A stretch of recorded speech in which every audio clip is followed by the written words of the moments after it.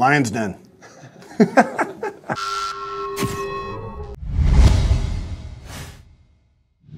Welcome back into the Lion's Den for our chat with head coach Jeff Cassar. Jeff, another busy week, another long stretch of games. How do you get the team prepared and get the team in the mindset to play game after game after game like you've had in the last 2 weeks?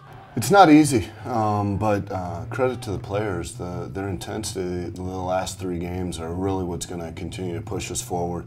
But you have to make sure that their bodies are recovering properly. We're missing a lot of players with injuries, international call-ups, so it's hard to get so much stuff done on the field without wearing the players out. So today we did some positional video, went over our last games, the positive and negatives, and then tomorrow we'll get back on the field and start preparing for Portland. When you look at the way this team's played over the course of 17 games plus Open Cup and as you look at the schedule, you've had so many of those players coming in and out of the lineup. Does that make it easier or more difficult when you go into stretches like this? Well, I think when it comes to rhythm, it makes it more difficult. Right. When it comes to guys gaining valuable experience, it's incredible. You know, and I think a lot of the guys have stepped up.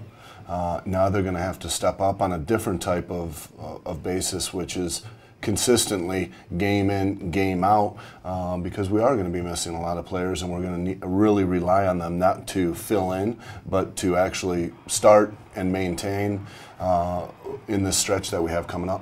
We've talked about Justin Glad making his debut this year, now Fanuel Kavita and Boyd Aquanu as well.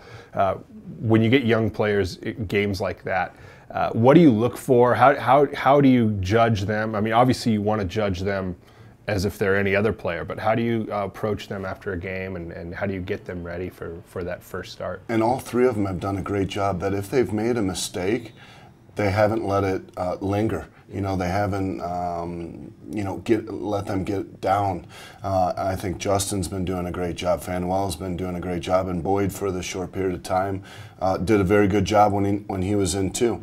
So we're going to have to, kind of fast forward them on learning the opponent. You know, this is the first time they're seeing these players, and so we have to get them video, show them what they're up against, what their tendencies are, and hopefully it's a little bit sticks because they're getting a lot of information in a short period of time. Where did that set play come from?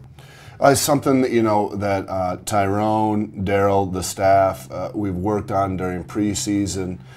We've ran it. Credit to the players to recognizing that was the right distance to run something like that.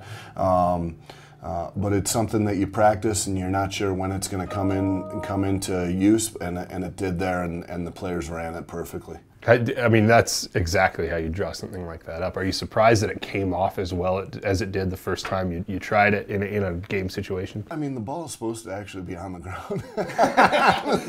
So it was a little bit more in the air, yeah. But Kyle dealt with the ball, Joao dealt with the ball, and then Omas obviously dealt with the ball. But so, these guys are crazy talented. And you got the Open Cup game on Wednesday night, a doubleheader.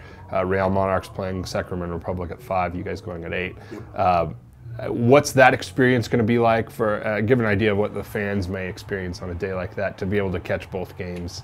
It's just a great night of soccer. It's getting to see the youth. And then you'll probably see some youth in our team. But it's just going to be good soccer. Sacramento is a very good team, champions from last year. Portland is obviously a very good team. So it's going to be a good night of soccer, and hopefully they see 2 Real Salt Lake teams winning. Thanks, Coach. Appreciate it. Brother. Thank you.